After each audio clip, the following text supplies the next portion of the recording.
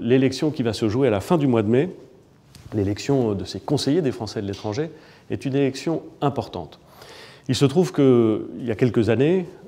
il y a maintenant même quelques longues années, j'ai été, moi aussi, membre d'une communauté de Français expatriés. Alors, j'étais mineur puisque je préparais mon baccalauréat, mais j'ai vu combien le fait d'être expatrié pouvait constituer une chance, une opportunité, une ouverture au monde exceptionnelle, mais combien aussi la relation avec la famille, les intérêts, le pays que nous avions quitté pouvait s'interpréter et s'exprimer dans des conditions différentes et parfois délicates. Autant dire que les communautés de Français expatriés ont besoin d'interlocuteurs légitimes et donc élus. C'est le rôle des conseillers des Français de l'étranger qui peuvent évidemment constituer le vivier des interlocuteurs naturels pour les députés et les sénateurs des Français de l'étranger, mais qui sont aussi des interlocuteurs privilégiés des autorités consulaires et des autorités diplomatiques. Or, vous savez, nous savons que les sujets de friction, d'inquiétude, parfois de tension, ne manquent pas pour les communautés françaises expatriées à l'étranger. Dans tous les bureaux de vote qui seront ouverts,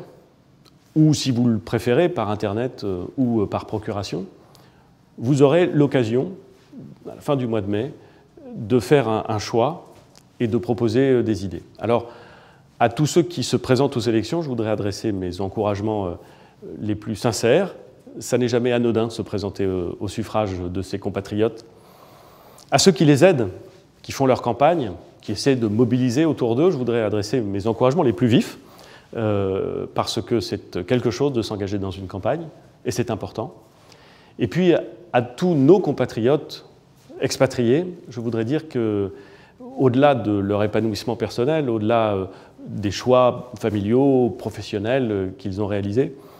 ils ont à l'étranger une mission supplémentaire, celle au fond d'être un peu la France, de la représenter, qu'ils le veuillent ou non, de toute façon, ils la représentent. Et s'ils peuvent porter cette parole de ce qui est en train d'être essayé de réaliser en France, transformation, façon à faire de la France un pays plus compétitif, plus attractif, plus ouvert au fond, peut-être plus apaisé avec lui-même, plus serein, plus fort, mieux à même de défendre ses intérêts, eh bien s'ils peuvent être les relais et expliquer, et parfois même encourager, parfois même conseiller, parfois même faire pression pour que ce mouvement puisse s'accélérer, alors ils auront réalisé quelque chose d'extrêmement utile pour leur pays. Bon courage pour le vote, votez et faites voter, à bientôt.